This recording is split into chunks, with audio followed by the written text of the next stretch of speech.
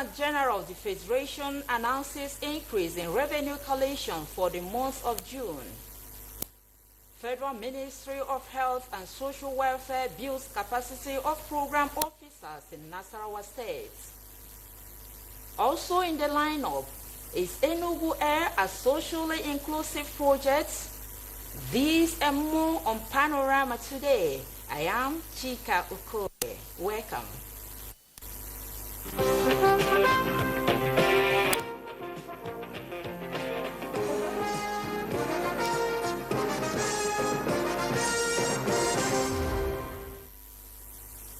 The Office of the Accountant General of the Federation has announced an increase in revenue collection for the month of June.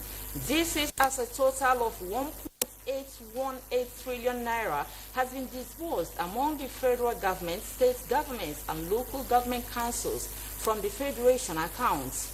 A breakdown of the gross statutory revenue shows significant increase with 3.485 trillion naira received in June 2025, a rise of 1.390 trillion naira compared to the 2.094 trillion naira recorded in May 2025. However, gross revenue from value-added tax saw a decrease, falling by 64.655 billion naira from 742.820 billion naira in May to 678.165 billion naira in June. The community further indicates significant increase in companies' income tax, CIT, petroleum profit tax, PPT, and electronic money transfer levy, EMTL. However, there were considerable decrease in revenue from oil and gas royalty value-added tax, VAT, import duty, excise duty, and CET levies. The Federal Ministry of Health and Social Welfare, in collaboration with Nasarawa State Government, is building capacity for strategic program officers across 10 agencies in Nasarawa State to boost productivity in the section in the year 2026.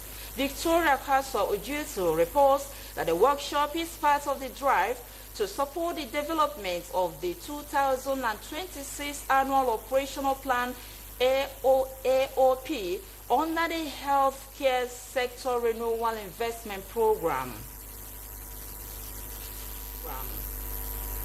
Thus, with advanced knowledge and hand-on skills to drive the knowledge and hand-on skills to drive the knowledge and hand-on skills to drive the knowledge and hand-on skills to drive the knowledge and hand-on dates.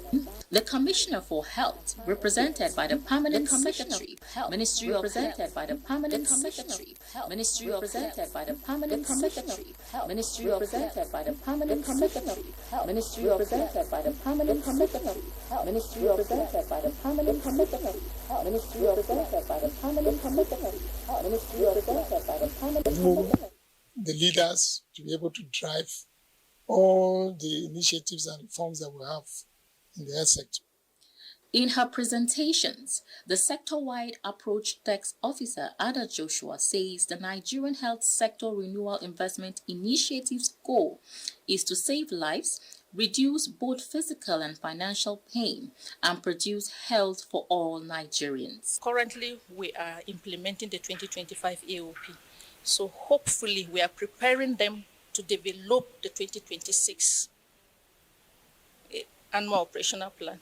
Speaking on behalf of the participants, Omame Moses Osiki, a monitoring and evaluation officer from Kiana local government area, says if the 2026 planning is carried out diligently, it will go a long way in improving the health sector in the state. In Lafia, Victoria Kaswa Ujito, NTA News.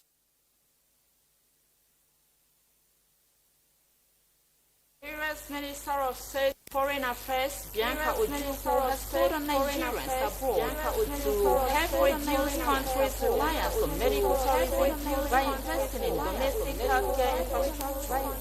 The minister made the appeal during the 16th annual NDC USA convention held in Massachusetts, United States, where she also officially launched the construction of Medical City, a state-of-the-art healthcare facility to be built in Uvuru, NDC, Imo State.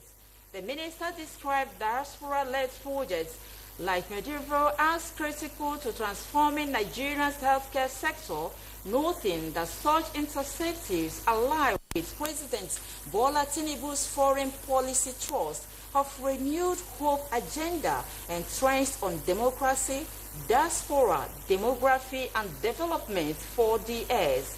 Bianca Ojukwu added that such legacy projects has the potential to place NDC and Nigeria on a global healthcare map.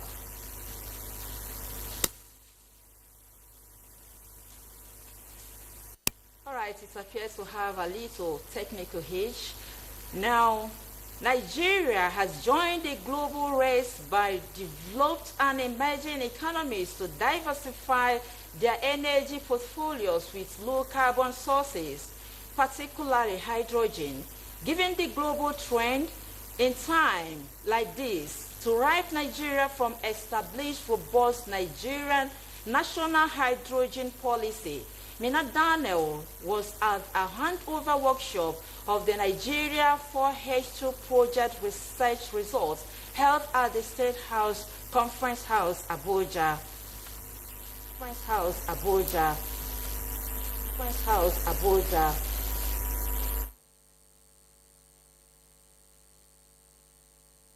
Nigeria for Hydrogen project, titled A Critical Analysis of the Potentials, Infrastructure, and Enabling Framework Conditions for Green Hydrogen in Fertilizer Production in Nigeria, is an attempt for integration into the national energy mix.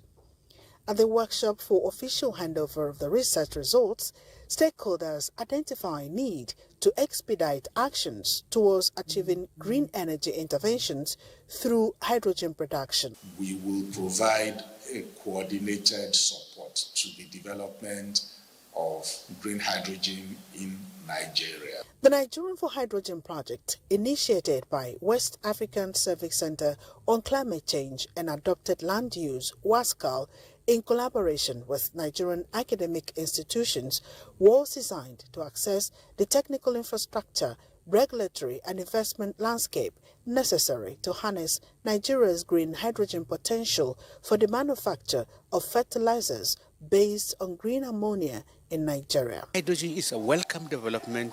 If taken seriously, we will be able to get electricity through hydrogen much more than the electricity we are getting from conventional and renewable energy systems at the moment. The project identified immense renewable energy potential, including solar, hydropower, wind, and vast water reserves and green hydrogen potentials across the region. Green hydrogen can play two roles. Number one, on the energy sector, to power transportation, to produce electricity, and then on the agricultural side, for the production of fertilizer. High point of the event was the handing over of the report to Nigeria, tailored towards Nigeria's local needs, interests, and aspirations. The objective of the four-chapter document promotes green and blue hydrogen to support Nigeria's net zero commitment by 2060, amongst others. In Abuja, Mina Daniels, NTA News.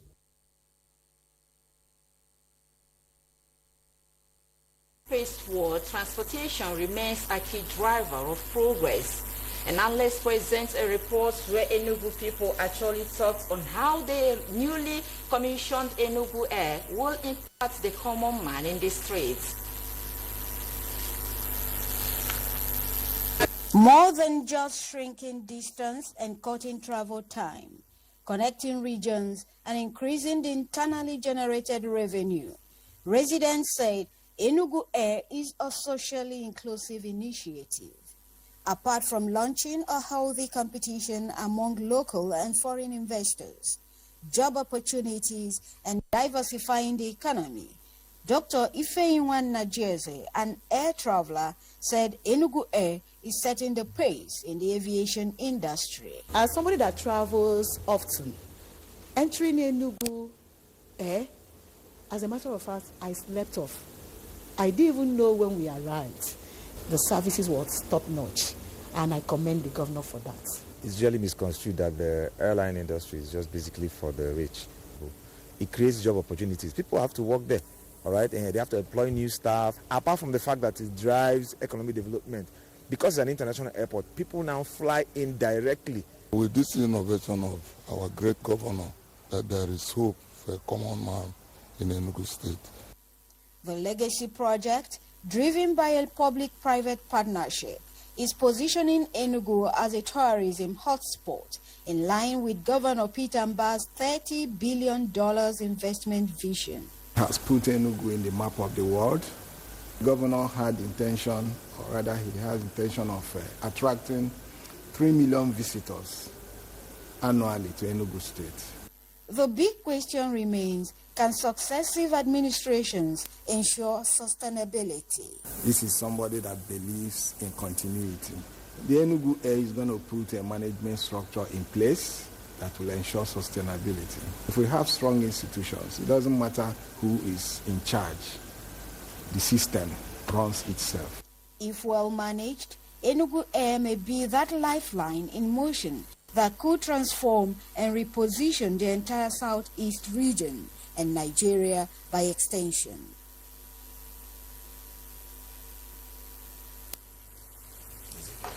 Joining us on the program to shed light on the benefits of the newly commissioned Enugu Air is Mr. Frank Anyoma, this special advisor to the state governor on political matters. Glad to have you, Mr. Anyoma. It is my pleasure to be in your studio this afternoon. Thank you for having me. You're welcome. Now straight to the point. What makes Enugu Air a game changer in the aviation industry? Yes, what makes Enugu Air the game changer in the aviation industry is Enugu Air is part of the wide vision of His Excellency Barrister Dr. Peter Ndubisimba in repositioning Enugu as the economic and business hub of the Southeast. You may wish to know or recall that Enugu has been the administrative city for the eastern region of this country. And even before 1951, Enugu has played major roles in the formation of Nigeria. So the game changer is for His Excellency's vision to make movement easy for people living and who has one program or the other to Enugu. So the game changer is that it's going to make traveling a lot much easier than what it used to be. Now you can be sure that you have a flight that is taking off from Enugu on a daily basis and connecting you to other parts of the country. And hopefully in the near future, it could even take you beyond the shores of Nigeria. Apart from the condition for, during traveling, for people to travel, tell me how it can actually improve the life of indigenes of this state who cannot afford the air travel tickets. Okay, Enugu Air.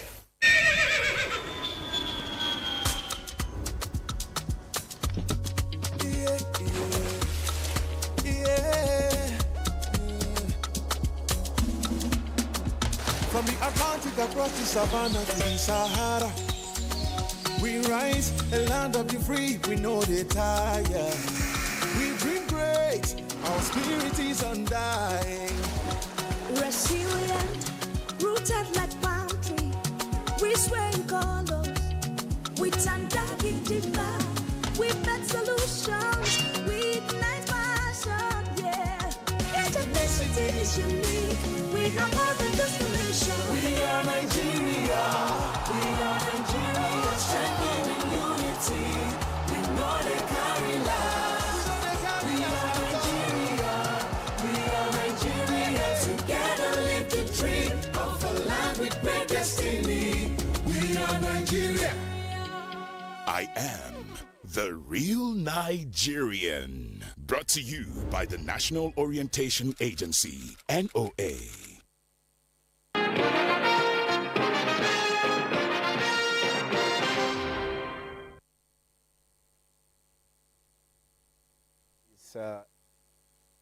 Nigeria's capital city, and my name is Justin Bemunyi. Now, the Police Community Relations Committee, PCRC, has called on Nigerians to disregard calls for a strike by personnel of the Nigeria Police Force, assuring the public of the force's continued commitment to maintaining peace and security across the country. Francis Form reports that in a show of support, PCRC leadership from all 36 states of the Federation converged on Abuja to pass a vote of confidence on the current leadership of the Nigeria Police Force. The committee described the purported strike threat as misleading and unpatriotic. Is to give Nigeria Police a facelift, of which we have feedback across the 36 states of Nigeria and FCT. All the Nigeria Police undercarriage are winning war against crime and criminality. We call on federal government to do more for the Nigeria Police in terms of their welfare. We talk about the police pensioners to look at their welfare as well. The PCRC reaffirmed its support for ongoing reforms within the force under the Renewed Hope agenda and urged officers to remain professional, assuring that issues of welfare and operational challenges are being addressed through appropriate channels. Now, global peace is currently being threatened by wars and conflicts, and many youths, especially in Africa, are recruited to take part in such disturbing situations. In this report, Defense correspondent Ismail Musa highlights the implications associated with taking part in such crises and efforts by the Nigerian government to discourage the citizens. The promises might be attractive, but might be a journey of no return, and propaganda is a channel through which such promises are conveyed. This summarizes how foreign armed groups lure and recruit desperate youths with the sole purpose of destroying their lives and property. Lately, some Nigerians are also being recruited by these foreign non-state armed groups, particularly through online platforms. Under the Nigerian law, affiliating with foreign armed groups, especially those designated as terrorist organizations, is a criminal offense. Joining such groups can lead to prosecution for terrorism-related offenses and punishable by lengthy prison sentences. The Act criminalizes membership in terrorist organizations. Individuals found guilty of membership can face up to at least 20 years and up to a maximum of life imprisonment. Security analysts warn that such individuals may pose long-term threats, fueling new circles of extremism and insecurity within Nigerian communities. It has a great implication on national security, especially food security. We believe in educating and conducting enlightenment campaigns, informing the population of the risk of joining armed groups. The reintegration of such radicals with deep-seated ideological orientation is quite challenging, and in extreme cases, they face rejection. Authorities say the message is simple: don't fall for lies. In Abuja, Ismail Musa, NTA News. The Bayelsa State Governor Doye Diri has expressed displeasure over the yearly review of the Constitution amendment without actualization and encouraged the committee to ensure that the Constitution review is effective this time around. The governor stated this when he received a South Constitution Review Committee in Government House, Yenegua. Timipre Ohia completes the report. The National Assembly has continued to explore acceptable approach to actualize the review of the Constitution. So far, the House of Representatives Constitution Review Committee are moving around the country to receive input from Nigerians. Now, the Center A Committee for the South-South region is in Bayelsa State for the zonal public hearing on the Constitution Review. The committee outlined key issues under review, including state and local government creation, gender inclusion, devolution of powers, and resource control. with our approach, which is to hold consultations, work with state houses of assembly, work with the governors forum, work with traditional institutions and stakeholders, including civil society organizations. We will have a more robust, a more holistic perspective on where we have complaints about the Constitution. Governor Doyediri, while receiving the lawmakers, welcomed their consultative approach. He emphasized the importance of producing a constitution that reflects the reality and challenges of the nation. The governor expressed concern over the recurring cycle of constitutional review in every legislative term, often without conclusive outcomes. Governor Diri, however, expressed confidence that the present administration has the political will to implement the recommendations that will come from the current process. Have a document that we can all be proud of. A document that will speak to our challenges. A document that will be there, that even the judiciary will protect. The committee used the meeting to formally present a copy of the Constitution Review Bill to the governor.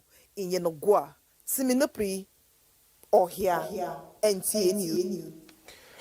As part of the ongoing constitutional amendment process, the National Assembly is holding simultaneous zonal public hearings in designated centers nationwide to gather the inputs of citizens on critical national issues. National Assembly correspondent Mitari Ekben is at the zonal public hearing holding at the International Conference Center in Enugu to give us an update. And over to you, Mitari. All right, many thanks for joining me, studio. This is the Constitution Review public hearing for the Southeast Zone A, comprising of Enugu, Ebonyi, and Anambra states.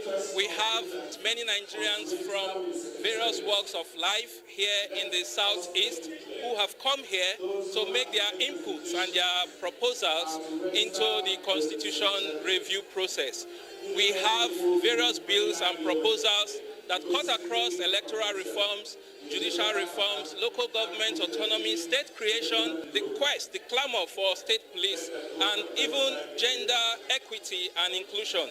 These are the various issues for which Nigerians will be submitting their memoranda to the Constitution Review Committee here in Enugu. At this point in time, I have joining me on set Chinedu Oga. Representative Oga, can you tell us some of the predominant issues that will be discussed here at the Southeast Zone A public hearing? Yes, my name is Right Honorable Comrade Chinedu Oga Owen.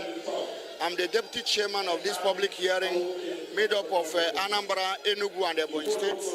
We are here to hear from the masses on the amendment of the Constitution of the Federal Republic of Nigeria as amended 1999 Constitution, and we are here to hear from the masses. Most of the burning issue is the creation of the additional local government in Southeast, addition of the states in the Southeast, addition of other amenities like creation of the state police, and equally more other things that they needed, and equally the things that the women are clamoring for. And being here today, you have seen all the security agents, the masses, the traditional ruler, the youth, and all ramifications are here to air their view.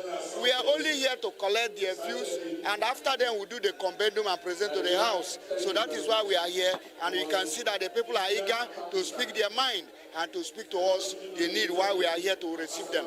I would like to still ask you one more question. Why does it appear or seem that a lot of the issues across the zones have to do with state creation?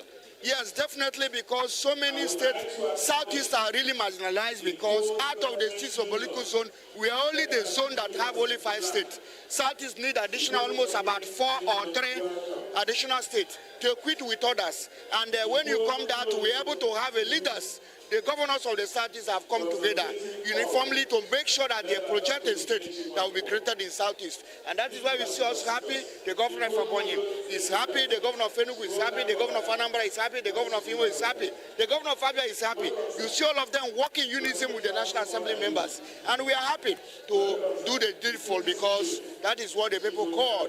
And the state creation and the local government creation, when you watch out other states like Kano, Lagos, you find out they have so many local governments. But when you come to the Southeast, we are really marginalized. And that is why you see people coming up that most of those things should be reconsidered to create additional state, additional local government to the people of Southeast. All right, thank you very much, Honorable. And that is the situation.